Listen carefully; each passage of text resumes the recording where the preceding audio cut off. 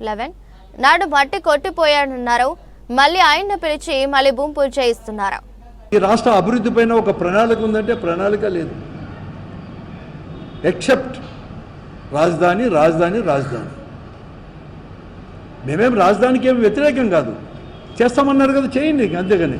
కానీ సర్వస్వము రాజధాని అని చెప్పి ఆ 5 సంవత్సరాలు ఎలా చేస్తాడో అలాగే మీకు రాజధాని నిర్మాణం చేస్తామని చెప్పేసి ఆ రోజు ప్రధానమంత్రి గారు ఆ రోజు ఫౌండేషన్ వేసిన పొద్దు మట్టి నీళ్లు ఢిల్లీ నుంచి తీసుకొని వచ్చేసి పార్లమెంటు దగ్గర నుంచి తీసుకొని వచ్చి ఎలా ఇచ్చినాడో మరొక మారు రాజధాని పునర్నిర్మాణం కోసం మరొక మారు కూడా ప్రధానమంత్రిని తీసుకొచ్చున్నారు.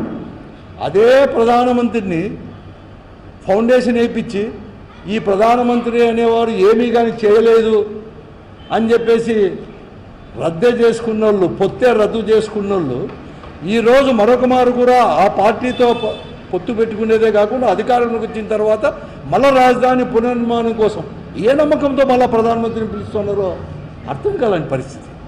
ఆ రోజు ఎందుకు మాట్లాడినా అటువంటి విషయంలో ఈరోజు మరొక మారు ఎందుకు పిలుచుకొస్తున్నారో ప్రజలకు జవాబు చెప్పాల్సిన బాధ్యత ఈ కూటమి ప్రభుత్వం పైన, ముఖ్యంగా ముఖ్యమంత్రి చంద్రబాబు నాయుడు గారి పైన లేదా అని చెప్పి నేను అడుగుతాను.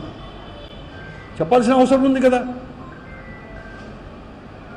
ఆ రోజు 38 కోట్లు 50 కోట్లు అన్నాడు, ఈరోజు 1,00,000 కోట్లు ఎందుకు అవుతుంది అనేది కూడా చెప్పాల్సిన అవసరం కూడా ఉంది కదా. ఈరోజు కూడా మరొక మారు కూడా భూమి ఎందుకు కావాలి 44,000 ఎకరాలు అని చెప్పి చెప్పాల్సిన అవసరం కూడా ఉంది కదా.